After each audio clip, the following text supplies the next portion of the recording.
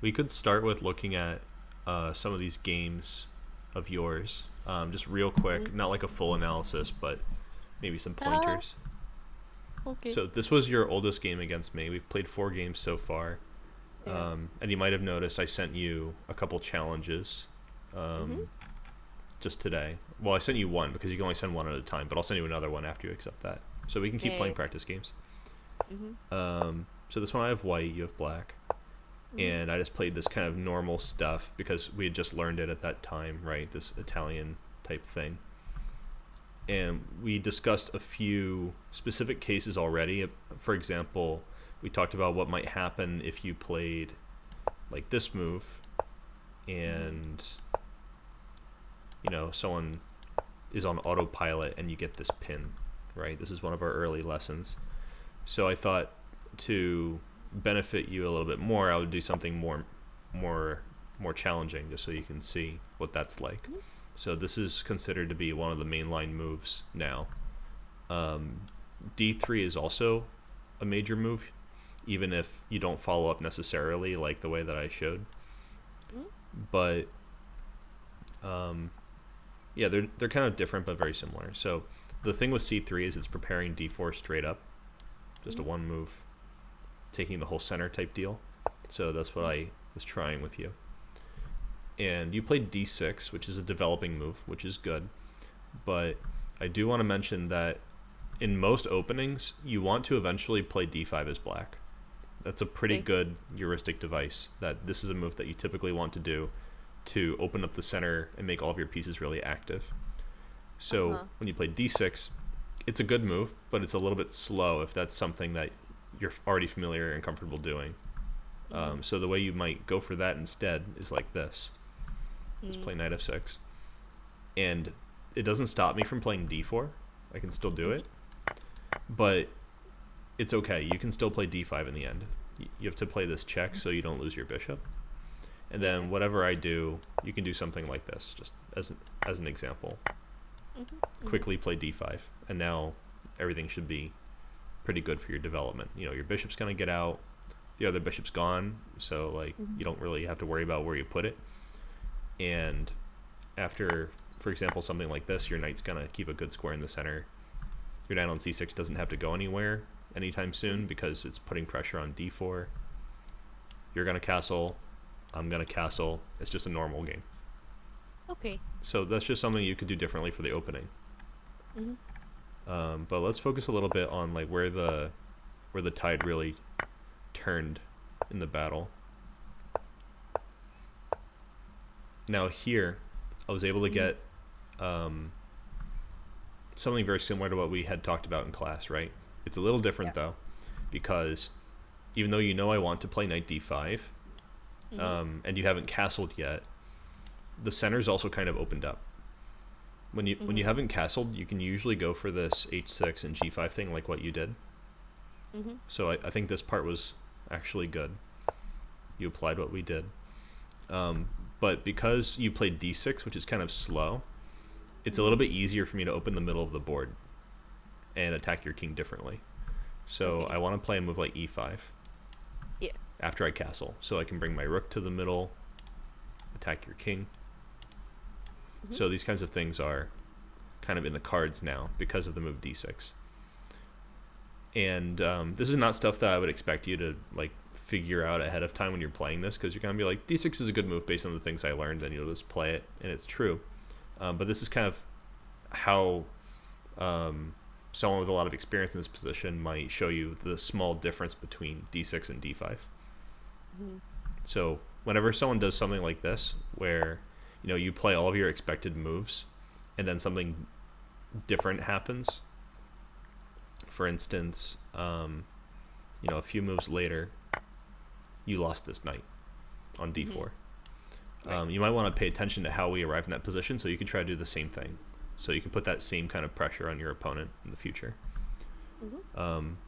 Right here, what do you think you should have done since this knight's hanging? I think it's pretty clear what you could have used to alter the position. So I see one capture here, which doesn't really help because it'll just get eaten again. that doesn't mean it doesn't help. Like that is a fact that you will get captured, but it could be helpful. Okay. Like what are the pros and cons here? We just talked about how we evaluate positions and how we make decisions based on some factors, right? So maybe think that way.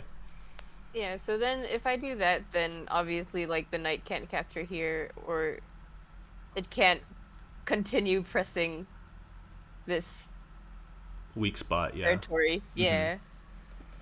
So I think that actually solves your problem. Okay. But what would the drawback be? The drawback is I don't have my bishop pair in the endgame. Right, which is what we're going to talk about today. Okay. So what's an alternative solution? Something else that solves your problem but doesn't give up the bishop pair. Um, let me see.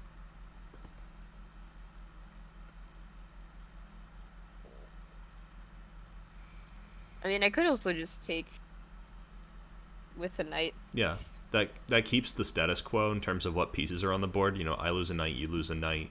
We both still have the potential to get the bishop pair. You haven't lost anything in the process. But Right. if I and I have to take actually with the pawn because my queen, I don't want to lose it to the bishop, right? Yeah. So this also has a downside for me. So what do you think it is based on just this position? Your pawns are doubled, so you don't really have a nice place to castle to.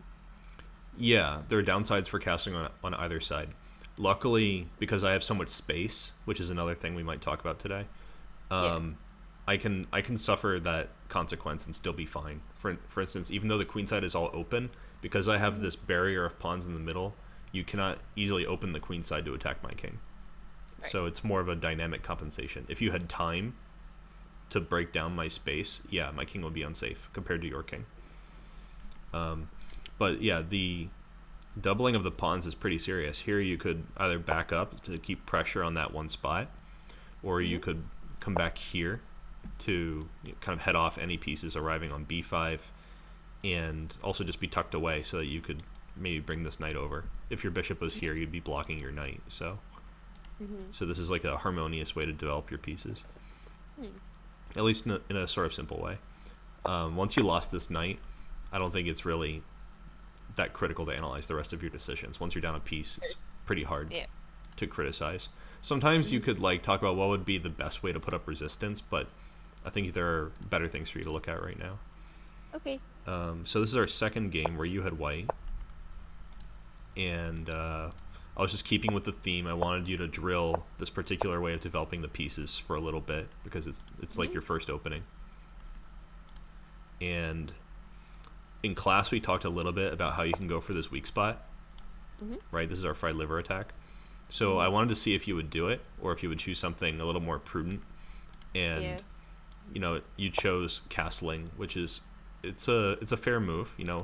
It adheres to all those opening principles we talked about in the first sessions.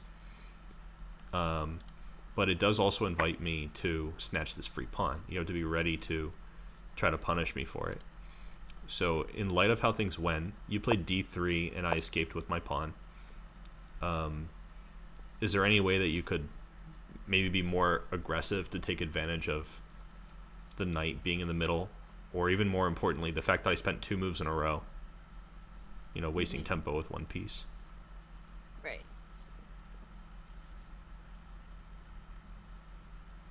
Okay, so I'm still looking at this square over here because it looks nice, but also I don't really have a way of defending my knight if I go there. Yeah, you would need to put in some work. That's Like, probably I why you know played that, d3 actually, right? yeah, Because if I did this one in particular, you would follow up like that. yeah. And now you have something like what you wanted, or maybe just go all in for f7. Okay, but I didn't do that, so probably we have to find some other solution. Yeah. So then I know this is still the weak square, It's pretty weak, yeah. but I don't see a point in attacking it directly with the bishop right now because that's just the lost bishop. Yeah, I think you And could so, create some confusion for both sides by sacrificing that way, but the confusion yeah. wouldn't last. Like, you could think about it like maybe you could sacrifice again. You just get your pieces as active as humanly possible and then start attacking like this. But, a quick analysis, just kind of a feasibility study, Yeah. You can see black has 4 minor pieces and white has 2. So in the best Yeah. possible kind of world, like you're only winning one of them back. So how good could this really be? Mhm. For instance, you might win it back like this. They block with the knight so they don't lose it. But then you can go for this double attack to Mhm. get that one. But when you finally achieve everything you ever wanted, you're still a piece down. Yeah. So, yeah, I think that was a reasonable way to look at that. It's Mhm. you don't have enough oomph to go directly after f7. Mhm. So, what else is a downside actually for black for opening the e file? Taking the e pawn means that the e file is more open than before, right? So then would it make sense to just throw either the rook or the queen into this? Which one would be more flexible based on the opening principles we talked about? Um, Or there's kind of an order that we usually use the pieces in, right? right. So I'd probably I would definitely be inclined to move the rook first. Yeah, this is kind of a no-brainer. I don't think you have to think about Yeah. it too hard. Like, do I want to use the Okay. queen or the rook in this case? Yeah. So yeah, rook e1 makes a lot of sense. I would probably have to play a move like this, Mhm. and now you have some lingering pressure and definitely room to complicate matters, because like you could move the bishop and put a pin on the knight on c6, which threatens knight e5. This is like Mhm. the twin sister of your annoying pin concept, because even though it's Mhm. not like the annoying pin where it's on the queen and then when they move you're taking and messing their structure, it's more of a direct attack where I'm just like I'm pinning the knight to the king, I'm gonna take that e pawn. So it's very similar, Mhm. and you pretty much get it with tempo because black spent an extra move, so you have Yeah. time to spend an extra move too to create this attack. Mhm. Granted, I think black can defend it, so in the concrete details this might not be the best move. But Mhm. another way that you could maybe insinuate that you want to play rook e1 under better circumstances is you could open the center completely with d4. Whenever Fair. people waste time, it's good to try to open things up, use all the pieces. Mhm. Okay. If black takes on d4, now rook e1's even more powerful. Mhm. I'll show you one tactic just for fun here. Mhm. If I try the same defense for the knight, you can actually just take it. Yeah. All right, and what do you think white's follow-up is? How do we justify just giving up that bishop?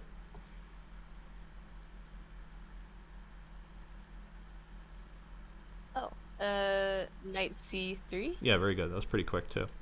So knight c3, they can't take it because of the pin, and they can't take it Mhm. because of the pin. So this is Mhm. really nice. We develop with even more tempo. We're taking on e4 next. The d pawn's still weak. So this is a good example for how you could try to capitalize on someone snatching that extra pawn. But Okay. I wanted to challenge you. I wanted to see if you would go for something like that, or play like normal developing moves. So Mhm. d3 I think is a little bit more normal. Maybe you were overthinking it, where you thought, I will only go back here, and then you're happy with this. I'm not sure. I usually don't think that much in my opening. Yeah, I didn't. I wasn't sure. I know that normally you keep things kind of simple, which Mhm. is good at this point. But yeah, knight d6 is a better move. Mhm. So you got rook e1, and something we'll talk about today. Again, this circles back to the bishop pair. I think the main problem with what happened here is that when I took this pawn, you didn't follow up in a way that made the most of your main asset in your development, which is this bishop. Mhm. This is something that gives you the most chances against that weak f7 spot. It controls the center really well. You probably had to spend a move to try to protect it, or at least make me work harder to get it. You could have done Mhm. this. I spent a move with my knight. You could spend a move with your bishop, just to keep it safe long term. Mhm. And once I got the bishop pair, which again we'll talk about more today, I didn't really have a hard time just finishing, bringing all of my pieces out. And then there's this tactic. This is a good one to just know kind of by heart. Okay. Whenever you see a pin to your queen, if you Mhm. attack someone's queen with a piece that's supported by the pin piece, they can almost always just take the supporting piece and win a piece. Okay. It's almost always true. So just remember this specific example and look out Mhm. for similar ones in the future. Mhm. Okay, so Just quickly, the other ones.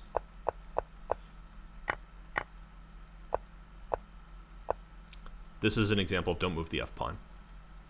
Mhm. So I think I could probably leave it at that. You could Okay. study how this unfolded because it's something that I Yeah. have no doubt you will do in the future to someone else.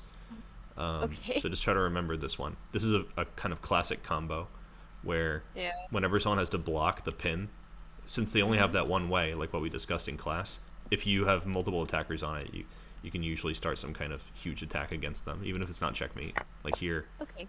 here, if you took it, I'd win the rook. Mhm. So that was the main point. Yeah. Okay, for this last game, where I had white, this you had to know a specific detail, and I thought it was important to play this against you so that you would learn it. Mhm. I actually have this on one of my worksheets. I just haven't given you that worksheet yet because we had like a limited number of sessions. Mhm. Here, it's better to take with the d pawn, not just to activate your bishop, but also Mhm. to activate your queen, because you want to be able to respond to this move with a double attack on the knight and the pawn. So what move do you think that might be?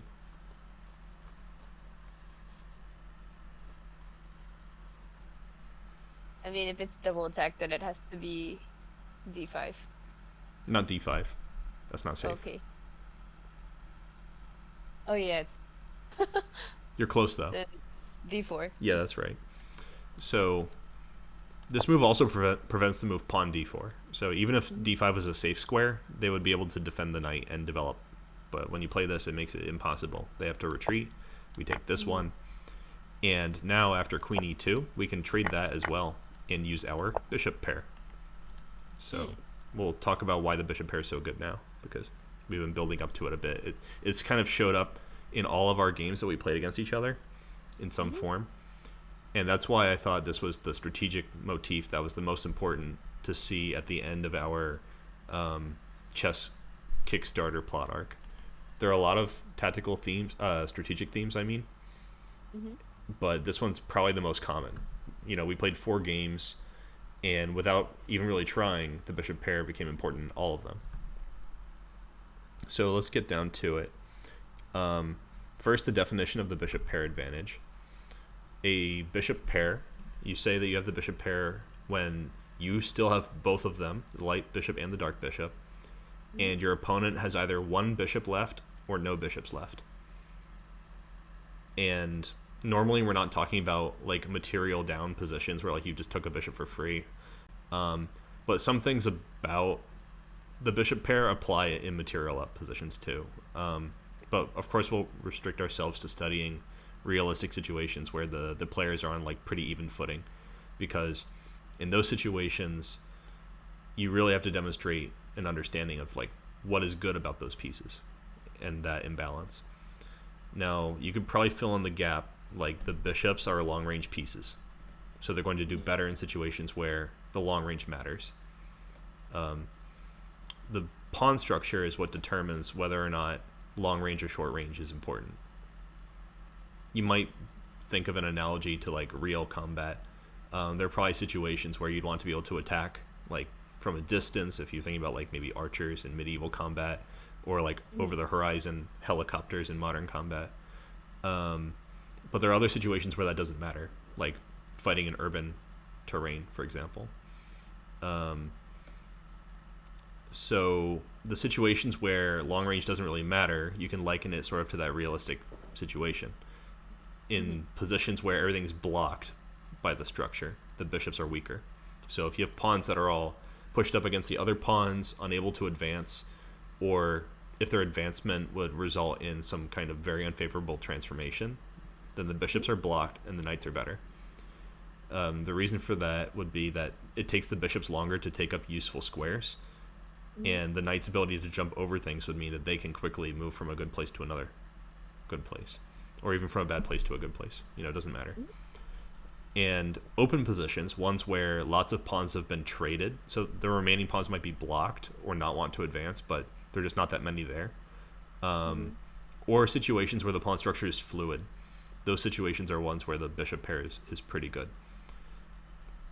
And a general observation, so every single position that is closed meaning that the pawn structure is fixed, they can become open. But once a pawn structure is open, it cannot become closed. I talked about this a little bit more in my video about closed and open pawn structures. And that's a short video, so if you want to watch that to reinforce that idea, we can. But I think we can just get into some examples here. Okay. One of the most famous situations in which the bishop pair is important is the endgame. The reason for that is in the endgame, typically lots of pawns have been traded, so the position's open by default in almost all endgames. Right. And there's another additional factor that's important, specifically in the endgame. If you had to guess, what do you think? Maybe with this position as an example. Why might the bishops outperform the knights in a situation like this? Let me go one. Because then they can control both colors of the squares. Okay, that's good. But knights can do that too, right? Like, why don't I put... Right now, both knights are on light, which means they control dark. But what if I just put one on dark and one on light? Maybe I could put, like, one knight on f7, guarding those dark squares. And I could put another knight on... or maybe I could put a knight on e4. And I could put another knight on, like... I don't know, f2, where they protect each other, and they also protect both colors. I mean, the other thing I can see is that, like, knights can only protect or attack, like, a maximum of 8 squares. Yeah. But bishops have as many as they can see. Yeah, that can be really important. But when there are fewer things on the board, there might be just a few squares that actually matter. I think usually in the earlier stages, the ability to control more potential areas is more important. But typically in the endgame, some things have been kind of crystallized. Yeah. They're set in stone. Like maybe now we really care about that h-pawn, for example. So I don't care how many squares I control. I only care about that one. But that's still like an important observation. You can actually translate it into another way of stating the same thing that I think is more useful. The bishops have the ability to move from one side of the board to the other easily because of their great control of squares in terms of number of squares. Okay. So what do you think that matters in terms of pawn structure? Right, so in this situation where black has pawns on the B, D, and H Files. Yeah. like they can't get away with just moving one and then moving another and then just sort of playing this like push the pawn game, because then you'd be able to just take care of both of them at the same time with both bishops. Yeah, so what matters with the two bishops in the endgame is that if there are pawns on both sides, then the side with pawns on both flanks cannot navigate so easily if they don't have bishops to support those pawns. And similarly, if there's a weakness on the other side of the board from a knight, good luck, because the knight's going to take a long time to get there to even like threaten the weak spot. If something is weak but it can't be attacked, it's not weak. So in this situation, which side of the board is black stronger on? Looks like, is that yeah, that's queen side. Okay. Yeah, the queen side is definitely better for black here, and white is strong on both sides because of the bishops. So this is a really interesting position from the standpoint of bishop pair, because the next few moves tells us how to conduct a position like this. And even though this situation is specific, you might say, oh, black has doubled pawns, that's weird. This isn't going to apply in general. Like that's a valid criticism as an example, but the bishop pair's strength and how to use it in this situation is universal, despite that, this is a specific case. So let's think about the 3 questions, which we just talked about recently. We just talked about like positional factors. The bishop pair is an important positional factor, but we have to make a decision about how to utilize the factors. What do you think about the weaknesses? What are the targets in this position? So I can see that the king really wants to move into f5 to take the dark square bishop, Uh-huh. but he can't Mm-hmm. because I've made a wall. Right. You might even remember from our mating net lesson Mhm. that we can build walls with certain pieces, and it's Right. no coincidence that in this case the bishops build a wall. So yeah, that's a good Mhm. observation. Um, but that's more like an opponent's idea thing. They'd like to Mm. bring their king in, but how about like Mhm. weak spots? Maybe f5 is a weakness So, because they can't use it. right. And then I think d5 is also a weakness because there's nothing defending that pawn. Mm-hmm. That's true. They could defend Even though it, it just, but yeah. And then also the pawn on b6 is undefended. mm-hmm. Or, well, just the double pawn structure over there, both of them are looking pretty weak. Yeah, definitely weak. Hmm. There's one more that you're forgetting that's important. Maybe because we mentioned it already. Um, is it the knight that's just stuck at the wall? That's a badly placed piece, yeah. So I'd say that fits under the worst placed piece category of the three questions. Okay, sure. You could also say the knights are just generally badly placed Mm, because they're knights in this kind of position.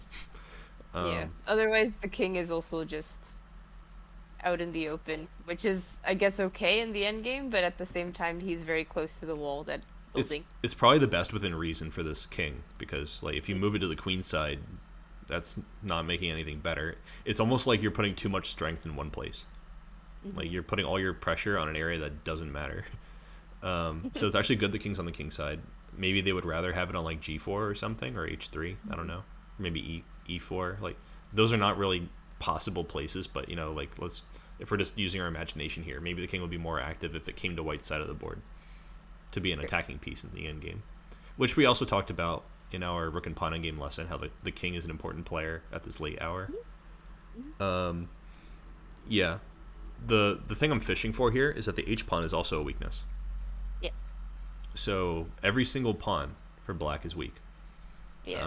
White also has weaknesses. So what do you think is weak Hmm. here for white? I mean, the knights are awfully close to the king, so the king is a bit vulnerable where it is. Maybe a bit. I'm trying to imagine though a sequence of moves where black can even check the king successfully. Yeah. Like what is it? I don't see one. Yeah. Okay. Maybe what they would do is try to post up a knight on like c4 or Hmm. a5. Like maybe that's how they would make the most of their knight position. Maybe Hmm. they'd restrict the king more than attacking the king. Sure. But the king also can go on both colors. Hmm. So they'd probably be fine. You know, the knight controls one color. They're like, you know what? I don't care. I'll just go on the other color. Yeah. So Okay. could be Well, good. Hmm. pawn on d5 is looking, You mean for white? yeah, for white. So d4. Oh, d4, yeah. Yeah, that's right. So yeah, Hmm. the d4 pawn is kind of weak. The king has to babysit it at least for now. Hmm. So in some other situations, we talked about how if you have a weakness, sometimes it's good to just trade it. So do Hmm. you think white would want to trade their weak d pawn for example, the b6 pawn? Um, maybe. Um, okay, try to be a little more firm on your stance here. It's okay if it's not right, but let's at Yeah. least try to think critically about it. I could show you the position just to make it clear. So let's pretend that um, white wants to play a move that improves their king, Yeah. and the only thing that's gonna go wrong here Hmm. is that they're gonna lose a pawn in the process. Uh, let's see, a move like that could be. I want it to be like kind of realistic. So maybe king b2. Hmm. I don't think this improves the king at all. So maybe Yeah. they just choose to do it as a trap. You know, they want you to take this, Hmm. and then after this move, for some reason, you can't just protect it with the king. Like, I mean, you Yeah. really could, but like, let's just pretend that you're like, oh no, I need to run away with my knight. How terrible. Hmm. So we get the Hmm. same situation pretty much. I could even put the king back just to make it like really similar. Hmm. This is like pretty much the same, except the person to move is wrong. Hmm. Um, so how's this transformation? Does it favor white or black?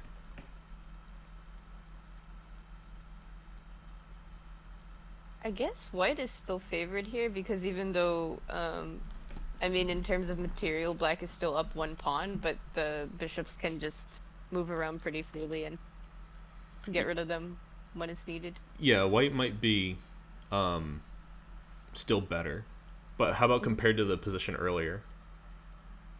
Nah. Not as good. I Yeah. think so. So, Yeah. what do you think is better for black about this situation? So the pawns aren't doubled, Right. and If it doesn't also, exist, it can't be doubled. So, right. and what else? And their pawn on d5 is no longer locked behind another one. Yeah, it's actually now a pass pawn, which you might remember Yeah. is like super strong in some Hmm. situations.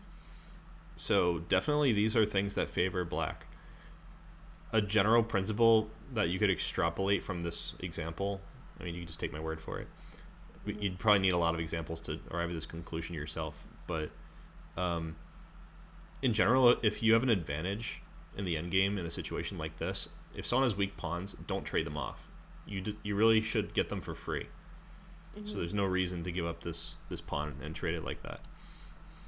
So this is a kind of good thought experiment because it shows you that d4 really is kind of a weakness. You can't just give it up and play on and expect things to be fine, even in a best case scenario where like they can't protect the knight on d4 and they have to retreat and give you a pawn back.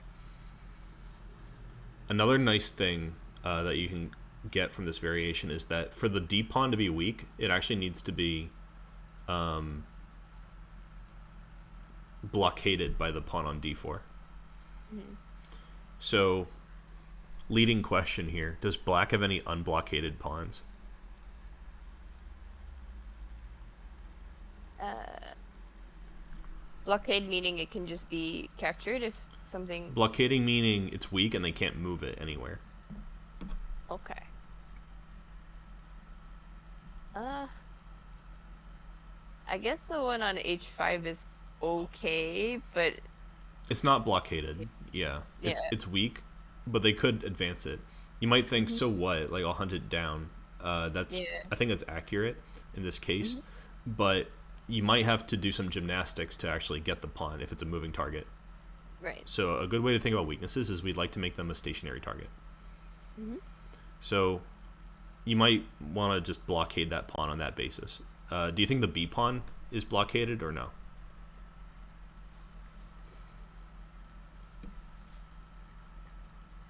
I'm gonna go with yes because then I can just capture it if it moves forward one square, and then I'll be double attacking the knights. Yeah, even if the knights weren't there, for instance, if they Yeah. started out with knight a5 and you played Hmm. b5 as black, that would not be a good thing to do. So it's Hmm. not as blockaded, but it is definitely weak. And it's not like less weak because it's not blockaded. It could come to pass that, if black tries to bring their knights to the king side to deal with their h-pawn weakness, or maybe bring them to the center to try to play more actively, maybe try to win the d-pawn somehow, you could walk your king over and just take that b-pawn because you could step in front of it, right? You could blockade it with the king, which might be even Yeah. worse than blockading it with a pawn. Hmm. But anyway, yeah, that's a fixed target. So on this basis, from this classic game, which is between Botvinnik, who was a world champion like 5 times, and Brunstein, who was almost world champion, I would say at least once. He played h4, fixing this h pawn as a permanent target. This also does something for the bishops. Normally, you don't want to put your pawns in the same color as the bishop, but if you have 2 bishops, you're going to put them on the color of one of your bishops. Yeah. So you should do it in a judicious way. What do you think is good about having a pawn on h4 for white? Uh, so I mean, the black or the dark square bishop can easily move to g5 if it ever feels threatened, and then it'll be protected by the pawn. There's another reason. It's not even about its safety. It could also be so you can invade the position more effectively. Uh, So okay. you'll notice that here, black doesn't have a lot of good moves. Yeah. This knight is good where it is, but you don't want to move it. Hmm. If you put this knight on b4, it doesn't have much of a future because it's being restrained by this light bishop. Mhm. So you might try to go around the back with this badly placed knight, like this or like this, but those are both Mhm. attacked by the bishop right now. Yeah. So that, you might not like it. Um, let's say that you can move the knight perhaps through b8 Mhm. because it's protected by this knight, and then to d7, and then you want to make further improvements. Well, you can't go here or here. You can't go here because you'd have to sack a pawn to do that, so no b6. Um, you might have to try to go here, but if you're not happy with that, this is probably the best thing to do, by the way. If you're not happy with that, you might try to move this knight, for example. Like, you might try to move it backwards to bring it directly to that spot. Something like that. Okay. So what would go wrong if you went here, now that you've played h5? Ooh. The dark square bishop could go to c7 and then be attacking the weak pawn and also that. If the knight is already on, like, b8 or d7, like the other one, like we're pretending this one's here, then yes, that would be a double attack on the knight and the Ah, pawn. yeah. No, yeah, I'm But still let's attacked by pretend that that they one. don't do this, though, right? They're gonna just straight up go right here. There's also Yeah. there's also a big problem with that. Ah, yeah. So then you can just check the king with g5 or bishop to g5, Yeah, and then he has to move out of the way. and you can just take that knight for free, right? Yeah. So this kind of thinking where you're like, okay, I want to make my bishops as good as possible, I want to make their knights as bad as possible, this works pretty well in endgames like this. You don't even have to think too hard. So h4, you're just locking a weakness, and you're preparing a move like bishop g5. Let's see how the rest of this played out. So they played knight b8, which I mentioned was probably the best move. And as white, we would like to access these weaknesses. There's one, there's one, there's one. But we don't want to let them get too active in the process. Yeah. But Vinnick chose to do this by playing bishop g5 check, forcing the king backwards. And since you know that they want to play this move next, what do you think white should play? Bishop f5. Right. So for this exercise, I could have asked you, like, what's a two-move sequence to prevent knight d7, but I thought that was kind of ridiculous. So, yeah. We've made some progress here. We've maintained the same kind of blockade with the bishops. We have access to all the weaknesses very much in the same way. But black's options are dwindling. If they have to make the same moves over and over again, you're eventually going to win these weak pawns. And we've also reestablished this barrier kind of in the spirit of our mating net lesson. So they were forced to play knight a7, which is kind of, I would say it's stupid, but it's sad. They're preventing this move, which would have won the pawn. And they're also up to something. So what do you think your opponent's idea is at this stage? Oh, I'm trying to see if there's a weird fork situation about to happen. Well, your king is on dark. The only knight that can go onto a light square, well, they could both go to like several light squares, but I think the only one of interest is probably b5, right? But that doesn't do much, so they might be up to something else. Okay. Do you remember what I said about how if they trade all the pawns, it might be a draw, or maybe it'll increase their chances? Okay. Think about that a little bit. So are they just restricting the number of legal moves that they themselves can make to force like still by repetition or just still? No, that's a good thought.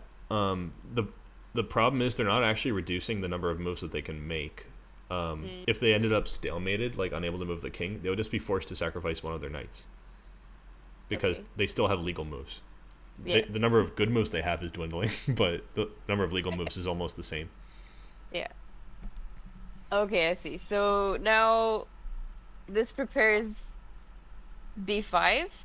So even though that loses one of the pawns, it was already in kind of a bad position anyway, and then the capture from the knight that just moved would put the king in check, and then you would get tempo. Yeah, you could maybe fix your problem with the knight's position by quickly going from a7 to b5 to d6. So they're definitely preparing b5. Even if they got no tempo or anything, this would be a big advance for black. They would be getting rid of their weakness. That's important. If you're ever in trouble, trading all the pawns in an endgame can be really effective. Like, even if you're a piece down, if someone has no pawns, they can't get a queen, so they have to demonstrate a lot more technique. Even if they are actually winning, it might be very hard. So, Botvinnik played bishop f4, which creates a stronger threat. That way, it's not possible to play pawn to b5. Even if they could play it and sack the knight and then maybe take the a pawn, the king is right there to stop that pawn from ever becoming a queen. And even if it wasn't, what do you think white would do? You know, let's pretend the white king is on like h8, the worst possible square for stopping a passed pawn. Maybe I'll set up a situation. Let's pretend that we do this. This is all kind of silly stuff, and just pretend your king's way over there. Maybe I'll just pretend your king's way over here. Like, that's your move. Okay. King h8. Sure. How do we deal with this as white?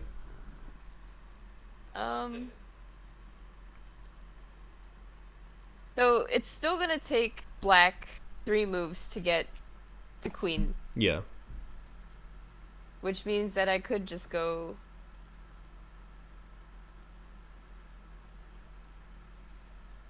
thinking. So I'm looking at the black bishop and seeing where I can put it, since that'll be safely in the way of it if I manage to put it like directly in front. By the way, just is kind of a bad word in chess, in my opinion, because when you say, "Oh, I'll just do this," it makes it sound simple. Yeah. Like, nothing's ever really simple. No. Yeah, I'll just. Oh no, this doesn't work.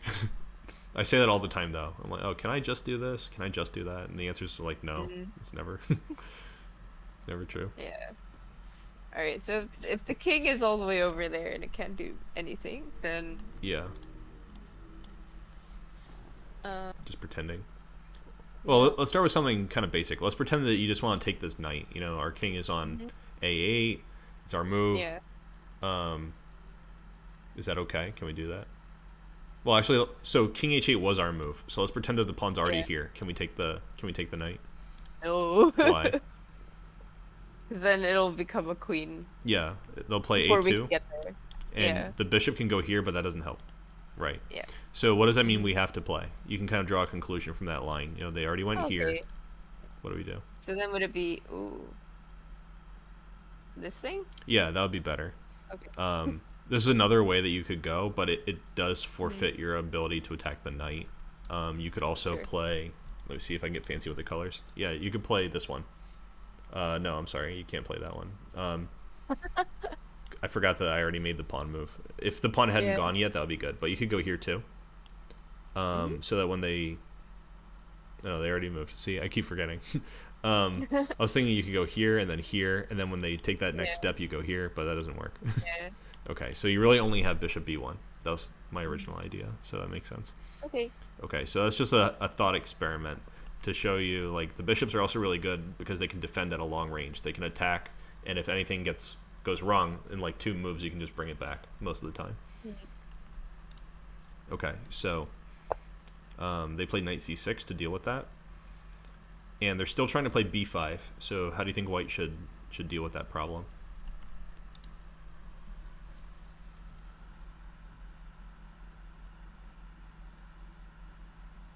Say I don't care and attack? How?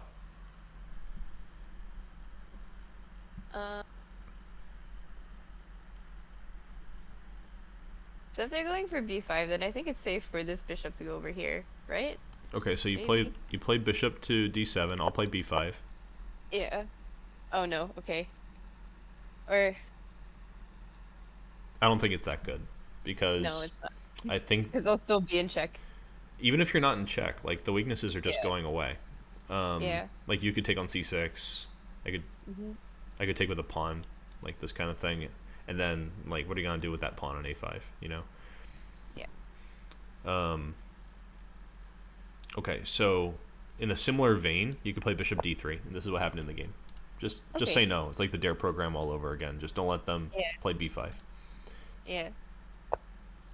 It's funny how even though white is a pawn down, it doesn't really feel like it. Like, they're in total control. So they played knight c8, just doing some silly stuff that doesn't really even matter. Okay, now what? What's next? The weaknesses are all the same, but on this move, your opponent doesn't really have any idea.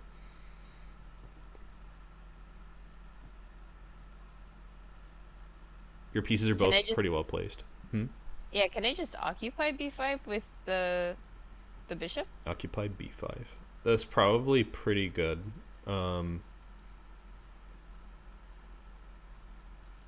I think you are probably winning, but I'm not. I'm seeing some variations here where like you could maybe like make it so they can't move their knights at all, and then take Mm-hmm. those queenside pawns. But I think to do so, you would need to do what white played in the game anyway eventually. So keep looking. Okay. Okay. You'd have to change your mind. Like you go to b5, you're still winning, but then you have to like figure it out later. Uh, I don't think there's much point in putting the bishop back where it came from We're on b1. on f5. Oh, there. Yeah, I Yeah. agree. I think that just encourages bad behavior. Like they're gonna play like knight e7 probably. Yeah. Okay. So probably I'd want to attack the pawn on Nice. b5 by taking the other bishop from f4 to c7.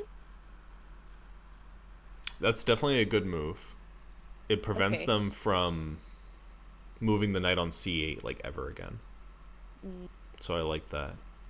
Let me see if it wins a pawn straight up though. So if we go here, I mm, can't move this knight. I can't move any of these pawns. I don't see the point in moving my king. mm, Maybe now I will take this moment to play knight e7, mm. which prevents bishop f5. By the way, Okay. that's the main thing here. Mm-hmm. I'm wondering how you're going to improve your position. So what do you think? What kind of move would you play?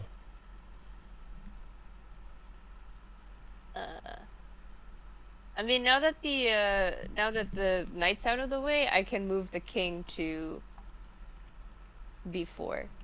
Okay, so let's say king b4, and you're kind of just gonna put pressure on the weakness, right?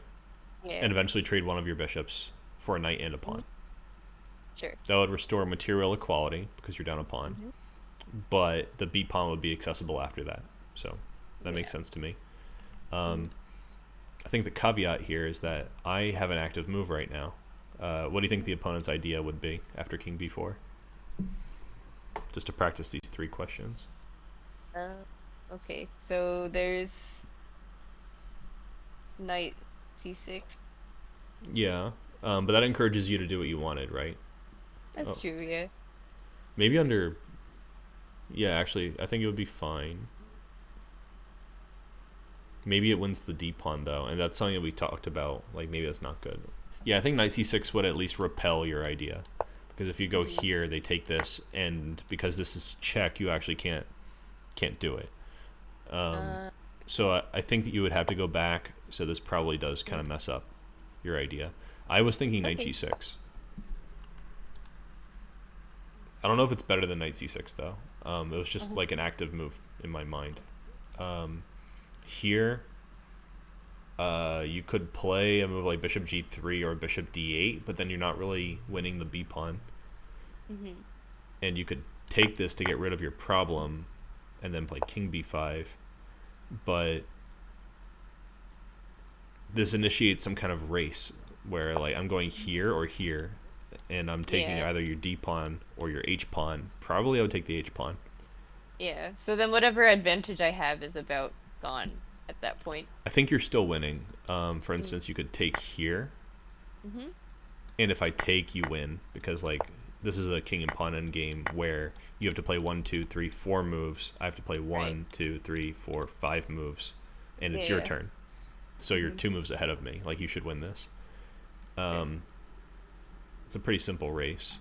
The problem might be that actually I'm not going to even take this bishop. Like I might just maintain the status quo here. Mm-hmm. I'm looking for a way to do this. Like, what if I go here?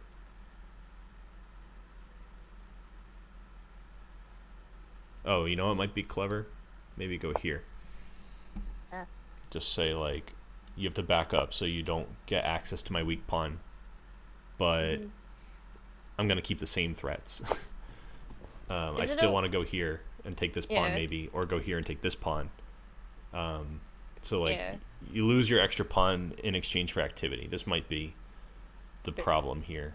Um, Conceptually, the issue with king b4 is it's not forcing enough, which is a sort of hazy thing. You're like, oh, it's not forcing enough. Like, it doesn't always have to be forcing to be good, but when it's not forcing, it's a sign that if your calculation takes a couple of moves, you're not guaranteed to get your expected outcome. So you should pay special attention there. But anyway, knight c6 is a short line. You know, you don't have to see any special stuff to see that this kind of messes up king b4. So the move played in the game, instead of bishop c7, which kind of depends on king b4 to be a good move, was bishop e2, pressuring the weakness. Yep. Okay. And it has an ulterior motive too. You might have noticed that they can easily protect the weakness, but there's another weakness that they could attack. So what do you think the follow-up move is?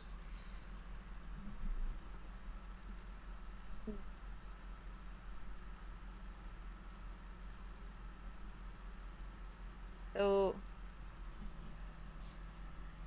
would I just throw the bishop onto b5 then, or What do you think c6 is a weakness? no? I guess not. No, and don't be greedy. Like, I know the knight's higher value, so like maybe you want it, Yeah. but Uh-huh. it's more. I think it's more appealing to try to win the weaknesses that are accessible to you instead of working harder for like a bigger goal. Just get the things that are easy, and then go win the other things that are easier after that. There's like a snowball effect in chess. Okay, so all right, so I saw now light square bishop to d3. Checking So the then I'm king. just slowly pushing the territory in. I think that if you play bishop d3, they'll actually just move the king, and it's not really like getting at anything. Okay. Like, there's nothing wrong with it. It doesn't mess up your position, but I think you could be much more direct. Okay.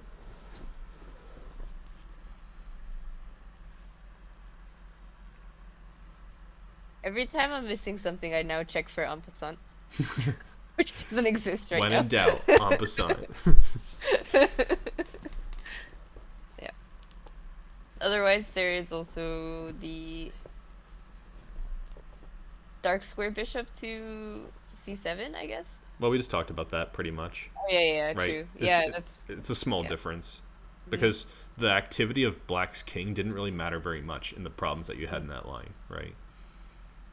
So by comparison, you can see that forcing them to play king g6 ahead of time is not really going to make the idea of bishop b5 much better, or bishop c7 rather. Okay. So then there's one last weakness, which is moving light square bishop to f3 so that I'm attacking this pawn on d5. Right. And what do you think will happen if they play like maybe knight c to e7 to protect it? What would you do after that?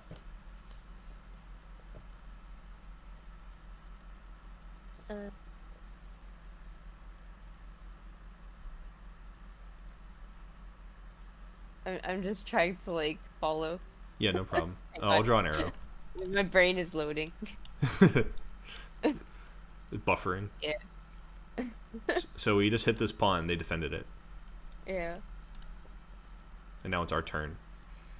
Okay. And this is forcing, so this is the kind of thing where you'd want to hone in and do your calculation here, where you're like, okay, they have only one move that makes sense, or in this case, there's like maybe two moves that are very similar to each other that make the same kind of sense. So like, you might say it's still forcing. Like they have to put a knight on e7.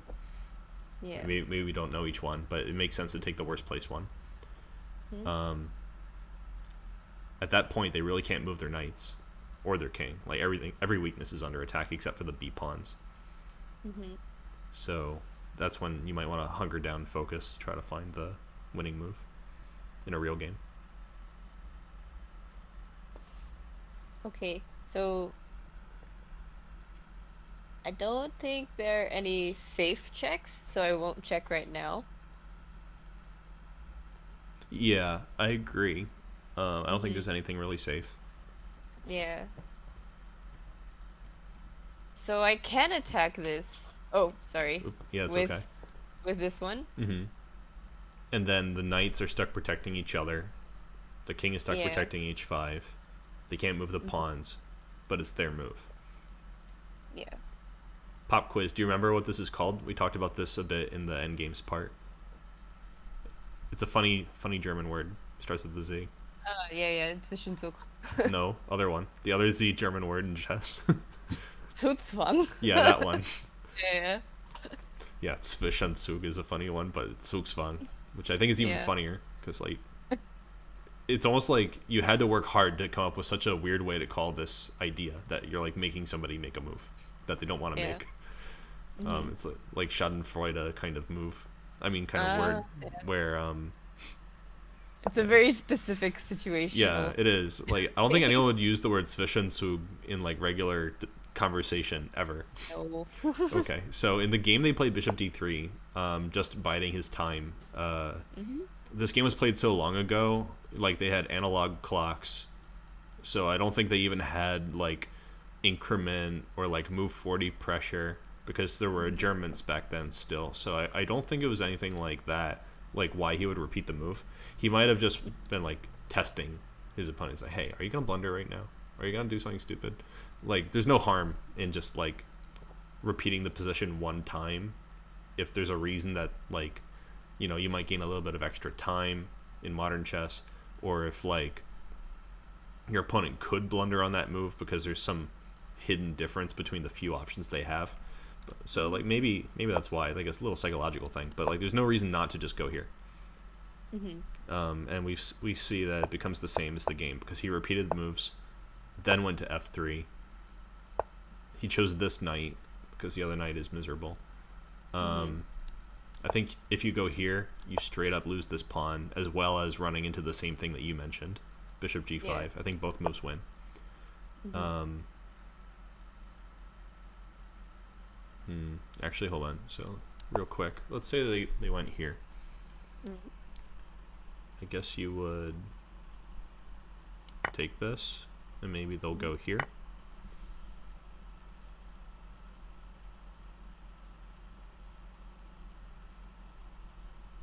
Hold on, why is this winning? Just curious all of a sudden, sorry. Um, No worries.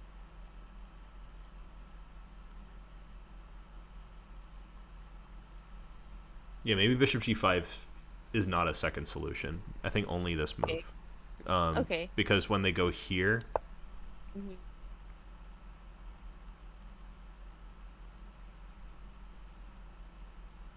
we take this. No, we take this first, right? Protecting the D pawn. Yeah. They can take this pawn, but then we take this one. So we end up with more. Hmm. We create our pass pawn. We can stop their pass pawn. Like we already control where it has to go. Yeah. We can create a second pass pawn even by taking this knight because it forces this one to move. So like at some Hmm. point that might be useful. Yeah. I think this is probably the refutation, which is admittedly more interesting than the game because he chose this knight. I'm guessing just based on the fact that the other variation is very interesting that this was an error. Hmm. After Bishop G5, he thought for allegedly like more than 40 minutes and then resigned because he couldn't find a move that made sense. He was probably very miserable, like to be a pawn Oh. up and like he can't do anything with his extra pawn. So Yeah. very sad. Yep. So there's a lot of really good endgame themes in this example, and they all hinge around a strategic idea. Hmm. You could solve positions like this in a pure calculation way. Like you could just hone that calculation skill a lot and brute force everything like this. The reason I think it's good to learn any chess patterns is that it's a shortcut. Like you'll recognize the ideas and the kinds of maneuvers that you'll execute, and execute them quickly just from having seen some existing examples. So that's the main takeaway, in my opinion, about strategic Okay. chess. Once you know a few positions that have a tractable idea embedded in them, you can use it repeatedly. Hmm. And this one is super common. Let's see a couple other quick examples. Alrighty. So here's an example, again, from, what was it this? So Botvinnik was playing black here. He was the guy playing white in the last game. And the antagonist here is Smyslov with white. And he was a world champion too. So strong boy. Hmm. And in this position, it's a very complicated position. So it would be hard to just brute force calculate everything, right?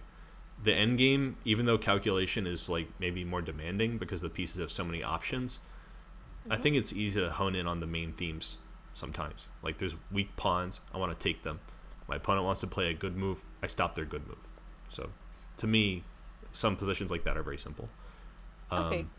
There's something that gets more complex when there's a lot of pieces left, or when there's a lot of factors to balance, not just like pure bishop versus knight. So this position is complicated, but there is something underlying it that I think will stand out to you. It's the bishop pair. So who has the bishop pair here? Our friend from the last game. Yes. So with black, he is the bishop pair. Now, do you think the bishop pair is useful in a position like this? Not right now, no. Why? Blocked. Blocked. Do you think it could become unblocked? Yes. Yeah, it might require a small miracle, but there's a great chance that it could become unblocked. At the very least, there are no actual fixed pawn pairs. The way in which the position is blocked is that it's a bad idea to advance. So it's more of a tactical reason that you can't do it. But white really mucked this one up. Their next move was a terrible move on the basis that it allows black to relinquish that bishop pair. They played knight takes c6, big orange question mark move. A move that would have been good for white in this position is f5. And in this situation, you're fighting for the better minor piece. The downside of playing f5 is that it allows the knight to come make a nest on e5. That's an outpost square. But it's probably worth it, because at least the position remains such that the bishop pair is not going to be unleashed. You can fight to gain control of the important d5 square. If they ever take on f5, like let's pretend they played e5, because this is maybe an easier way to set up a relevant position. You could bring your knight back somewhere, maybe b3. Yeah, b3 makes sense to me, I think.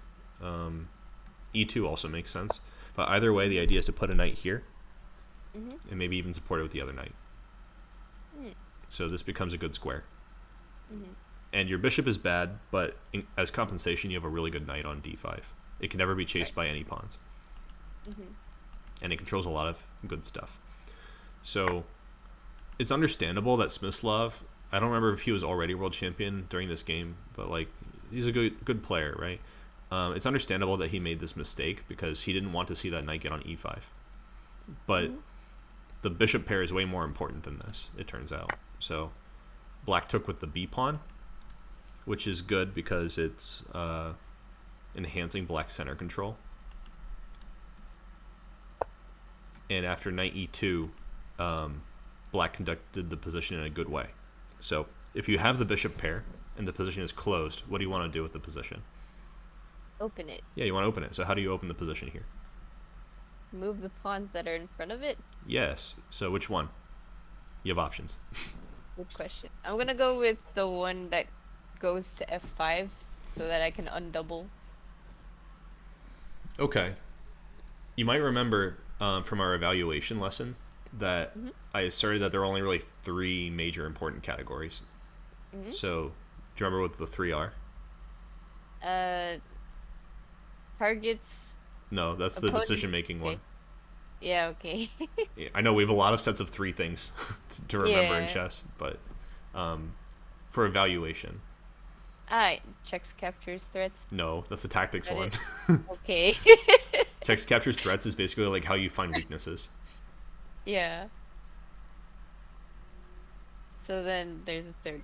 How many lists of 3 things can we think of? Let me see. The Father, the Son, the Holy Spirit. Yes. I bless your chess crusade. So it's just like there's also like Shiva, a list Brahma, of 3 Vishnu. things for the opening principles. Yeah, it's always 3, you know? Yeah. Because 3 I can remember and I can count to them.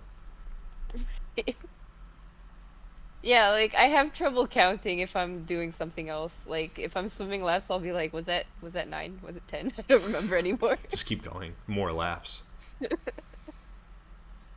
Well, so yeah, the tactical targets can be identified with your checks, captures, threats, right? Some weaknesses, like when you get better at it, you can't identify them with checks, captures, threats, but they exist. But Okay. for now, that's good. Uh-huh. For the opening principles, you'll quickly find out that it's more of a guideline. Like you're already getting good to the point where, like those guidelines might be exceptional more often than the Hmm. rule. Okay. I know you recently crossed 1900 in tactics, so that's pretty good with a Yeah. significant set of efforts, right? I think you've already played more Yeah. tactics than I have, right? I mean, I've got like 10,000 puzzles and all of them are Yeah. like 16. I think I've done like 4,000 max, so Yeah. you're definitely putting I'm in. I'm like, I've seen this earlier today. No. Yeah, earlier today. That's so funny. That's a good way to build pattern recognition. Just do so many that it's like you just saw it, maybe an hour Yeah. ago, but that was 100 puzzles ago. Yeah, so for the three questions, we that's for the decision making, Hmm. and we were talking about your opponent's idea is important, the tactical targets are important, the worst place piece is important. All that stuff applies all the time, so it's easy to get them confused. But for Hmm. evaluation, it's king safety number one, Ah, yeah. right? Yeah. Maybe a way that you could remember the evaluation is like, how do I checkmate people? You have to focus Hmm. on these basic things, like the king Yeah. safety, the piece activity, because if you're gonna go checkmate somebody, you need those pieces to be active, and material. Yeah. You need some pieces to go do those things with. Hmm. So those are very fundamental. You could remember them kind of in that way. That even before decision making, you have to understand what do you have to work with here. Hmm. What's important in the position to make decisions about. Okay, so here we know bishop pair is important. We'd like to use it. The position's Yeah. closed. Yeah. And the reason I brought up the three questions is pawn structure is not one of them. You'll Hmm. notice it's important, but it's sort of subordinate. I think it helps you to make decisions more so than it tells you like what's going on in the position. Your doubled pawns are Okay. actually good here for black because the pawn on I f6 it blocks your bishop and your queen, but it shelters your king. For example, right, queen because d4 could be a check after f5. hmm. It doesn't mean it's good, but it's there. Hmm. And as long as that f pawn is there will never be a knight on g5. There will never be a knight on e5. There will never be a queen d4 check. So Hmm. there's some utility in it. And Okay. I wouldn't play this position without the f pawn on f7 either, because it protects Okay. e6. Yeah. Okay, so f5 maybe, but Hmm. not necessarily. It Yeah. But also, like, all the other three pawns are nice for opening diagonals for the bishops. Yeah. So which one would you pick? Uh, do I care about what colors I'm controlling with the pawns? That's a good question. I think you do Okay. because your opponent has one bishop left Hmm. and it can only stay on light. So it'd be nice if you Hmm. could restrict it on the light squares. So maybe you want to occupy light squares if you can do it strongly. But they also have a Okay. knight that could end up on d4 or f4. So you might want to have the capability to control that square too. Okay. So then,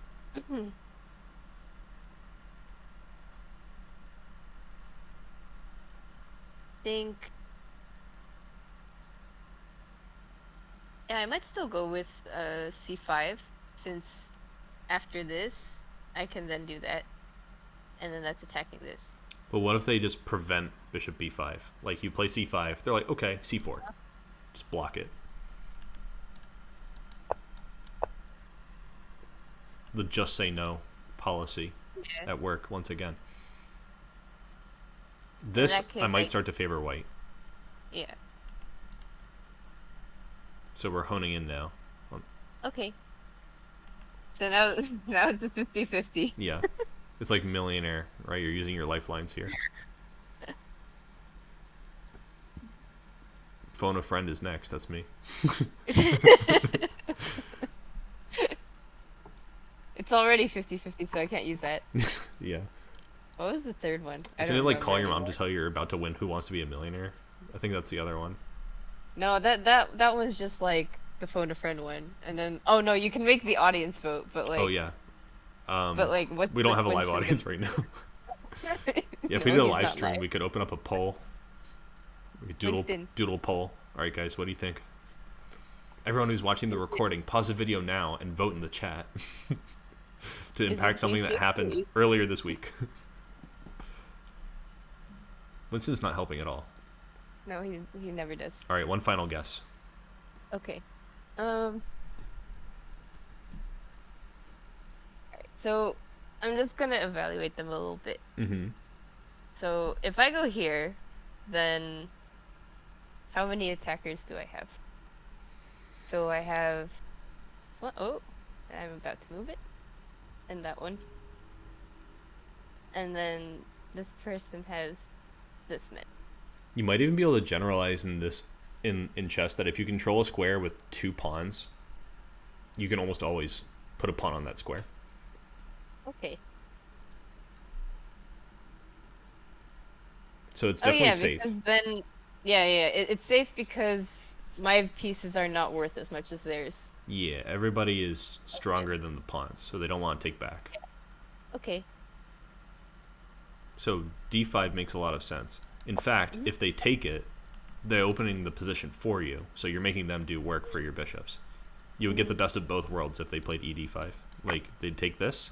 I'd probably take with the c pawn, and you can see now I have all these extra options that I didn't have before.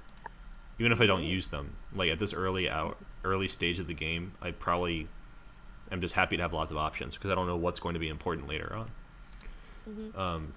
It's not clear like in the end game yet. So in this game they played f5, trying to destroy the pawn structure, but this was like a big misevaluation. The piece activity is way more important than the pawn structure in general. So trying to like mess up black structure didn't do anything. I'll show you the next couple of moves and then we can do some checkmate stuff here. So queen c7, activating the queen. Yes. c4, trying to mess up all the structure. We take that. We don't care. Queen d4. If the pawn was not on f6, this would be a check right now. But the pawn is on f6. So they played c5, which admittedly, like, it shuts down this bishop, but it releases the other bishop. Usually I don't like moves like that. But the nice thing about it is it forces white to make a decision about how they're taking this pawn, and we still get to put the bishop on d6. And you'll notice that e5 is an outpost square. It doesn't have to be a knight to be useful on an outpost square. So the bishop is going to also be useful there potentially. Okay. g3 was played because there's also a threat. You want to take the pawn. Now bishop b5, the place where you wanted the bishop to be. That's a good spot. So queen c2. And so if we want our bishops and our rooks to attain full strength, we need to change the position a little bit more. So what do you think we should do here?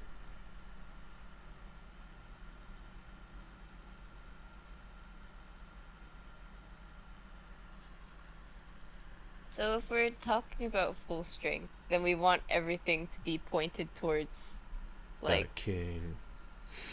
this stuff over here. I would Like, even narrow this it down. entire Like, quadrant. I'm going to get Yeah. this area. Like, I just want to Okay. take the king, you know? Yeah, But yeah, the yeah. other things, it might be intermediate steps. You don't have to go all in one step to taking the king, right? Like, I wouldn't play, like, bishop takes g3 here just because I could. I would probably maybe improve my worst place piece. That's one of those 3 questions, right? So what is black's worst place Okay. piece? I know we've done some cyberbullying on rooks before, but the rook on c8 is Probably the looking worst tight. placed. Yeah. We Yeah. just improved the bishops, like, hand over fist, right? We just move them over and over again to good places. The rook on g8 is looking towards the king. The queen's also looking towards the king. It makes sense to kind of criticize this rook, even though it is also well placed. Like, black is just kind of better here. What do you think would be the best place for it? probably. I'm kind of enjoying putting doubling the rooks on each other, so maybe there. Yeah, or that like might make sense. anywhere here, Yeah. or maybe not there, but or not. Probably not there it's the either. safest to play a move like rook g7. Yeah. Something like that.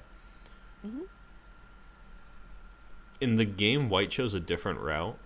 Um, in, in my opinion, for like pretty concrete reasons. I think the issue with Rook G7 is that white has ideas for counterplay. For instance, an idea that comes to my mind is Rook G1, and you can achieve your goal, right? Yeah. But white can also take here and try to start attacking these weak pawns. Yeah. For instance, we might see a move like a4 first to try to encourage black to retreat this bishop, and then queen c4, which protects e4, pressures e6, and they can deal with it, but the pieces were like kind of vibing well a second ago, and now they have to think a little bit about defending. This is not forced, so I'm not that confident that this is accurate. I played this move so that I could try to move my knight. I played this move because it's your idea.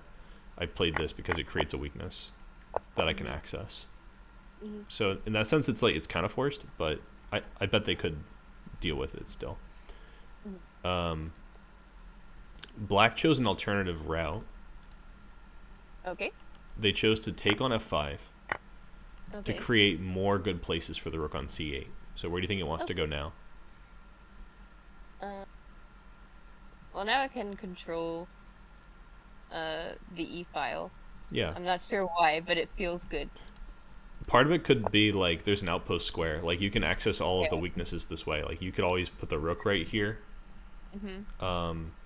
You could bring the rook in here to try to get rid of a defender of the king. Right? If the knight becomes important, you could take it. So there's a lot of ideas at play. You just have like a wealth of options for this rook. If you put the rook on g8, you only have one option. You're going to sack a rook on g3 or sack a bishop on g3. But if you put it here, you still retain that option. Like you could always change your mind and play rook g7 on the next move. But right now you have extra things to do. So this is all kind of nice. Now rook f2 was played. It's kind of like what I was thinking with rook g1 earlier, right? Just getting out of this pin. Now rook e3 comes in. Bishop g2 was played. Queen e7, just doubling on the e file. So attacking the pieces, which indirectly leads to an attack on the king. They played knight g1 because they feel bad about having a knight. Now after bishop d3, the bishop's better.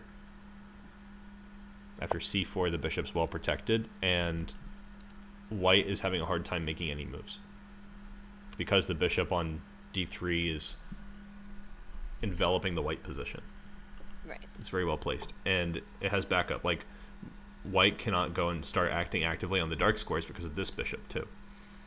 They played rook f3 to try to deal with this rook problem, but then after rook e8, you know, it's not really helping. For instance, they could take and take and take and take, and this leads to the bishop endgame situation, kind of. You know how we just looked at that example where the two bishops are super good, the knight's having trouble. This is a lot like that. So this is not really an improvement, even though like they're not getting checkmated. Yeah.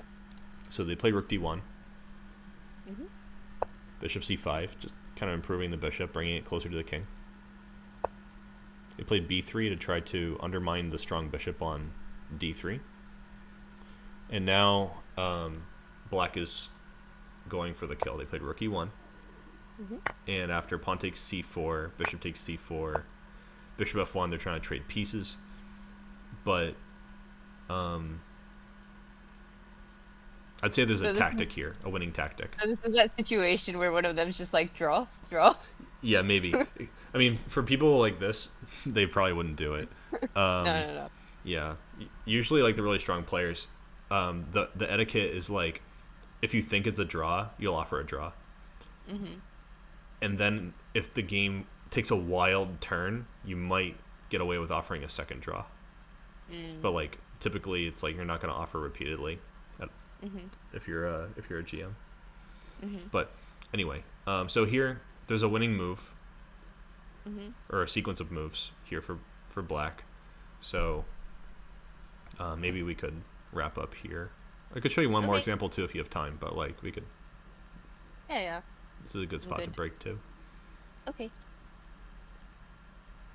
Let's see how we feel after we're done. Sure.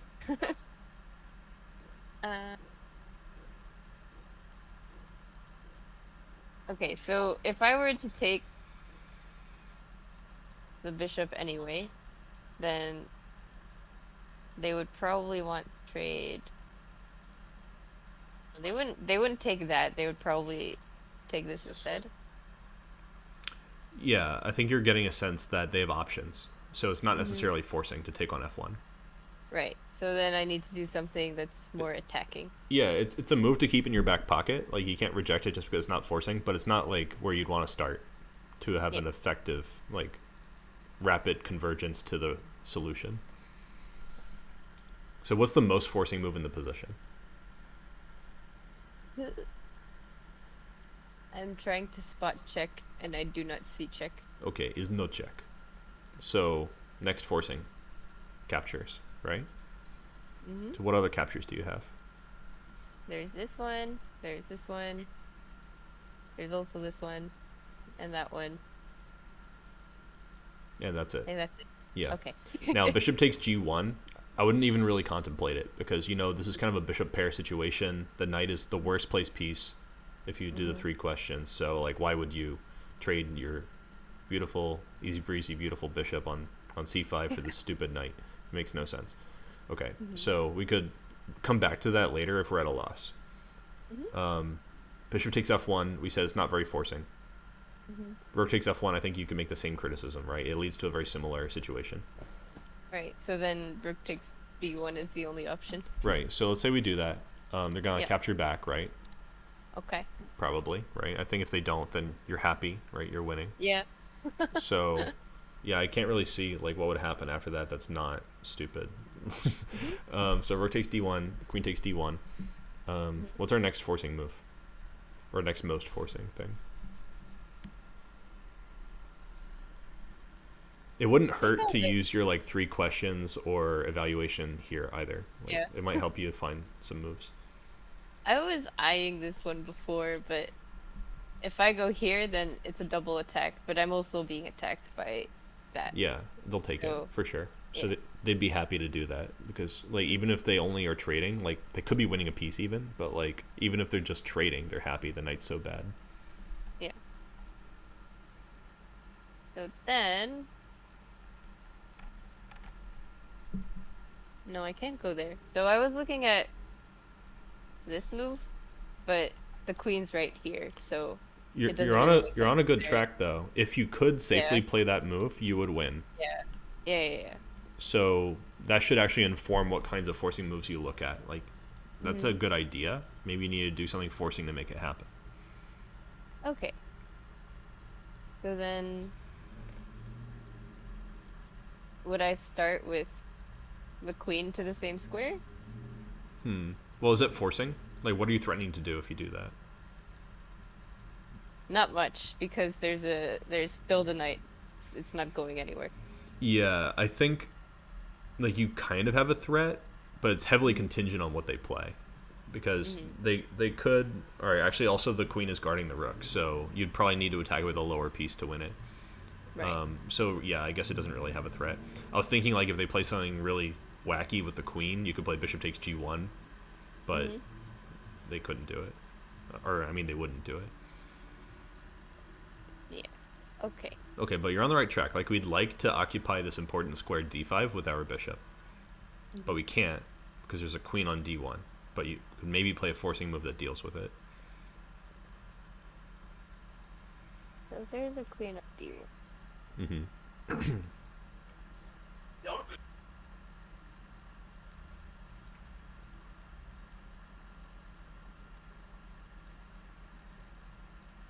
But I just move my rook out over here to attack the queen.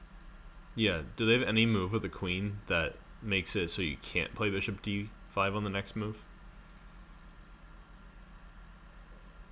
Okay, so all of these are unsafe. Yeah. And then this is also unsafe. Yeah. This doesn't prevent d5. No. And neither does this. No. Maybe, but I'll just take it, so. Yeah. I think queen a4 and queen c2 are probably the most reasonable moves. Mm-hmm. But against all of these, you're playing bishop d5, so that's how you know. Right. This is your answer. Mm-hmm. Okay. So we take rook d8 and bishop d5. And you could end this right here, like this is totally winning. Because now you are able to convert one advantage to the other, right? You take your more abstract advantage of the bishop pair, you make it a material advantage, and you win the game. So, like, next they went ahead and snatched this rook with a little bit of tricks in the middle.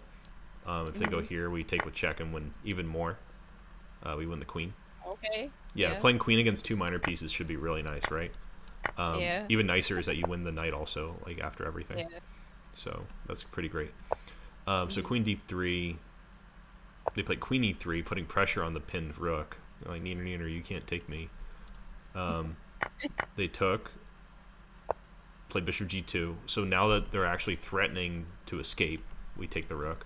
This is a general takeaway. If you're threatening something, and you can like prolong it or make it worse, you should. There's no need to necessarily take right away. Just be alert, because they might have some ways to get away if you're not too careful. But anyway, after rook d2, they're like basically way more than an exchange up. They're going, like, the two minor pieces don't even have a function, so it's a huge advantage. They played this, lost the pawn, king g2, and they just resigned here because it's miserable to play. Yeah. So this is also a really good example. A different side of the bishop pair, though, because the bishop pair was good at controlling all the important areas in order to conduct an attack. And it was really long coming because they got the bishop pair in the opening. I could show you quickly. This is a classical Sicilian. And the bishop pair was lost right here on move 10. They just took the knight on f6. And this used to be how people played this position a lot. They don't do it that way anymore because it's problematic. And white went wrong when they played knight takes c6 instead of creating counterplay with a move like f5. And so black kind of smoothly conducted this position from here, where they have a bishop pair in a position that's not even open, to a situation where the bishops are dominant in an open position and they're attacking the king. So it shows you this is a sort of really useful motif. Like, if you have to know just one strategic idea in chess, that's not, just pure tactics or like pure opening stuff, it's probably this one. This one's super useful. Okay. For attack and for the endgame. I have one more example for you. You can check it out on your own time if you want. This is from one of my own games. There's some funny situations where I checkmate them with just the two bishops in one of the sidelines. Really highlights how the bishops are too powerful. It's also an attacking example. Okay. Yeah, maybe we could wrap it up here. Okay. If you have any questions, you can always let me know, and I'll give you feedback on our remaining worksheets. Yeah. And this is our last episode for now, right? Yeah. To be continued. Dun dun. A little dramatic. Until I can afford more lessons. Yeah. Well, we can talk about that too, because I think this setup worked really well. So we could probably work out something.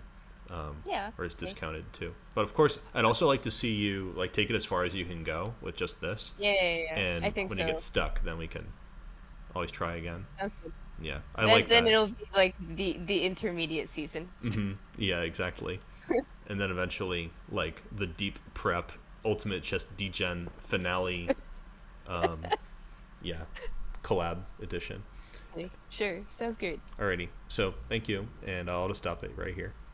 Cool. Yeah, And thanks everyone for watching the recording later on.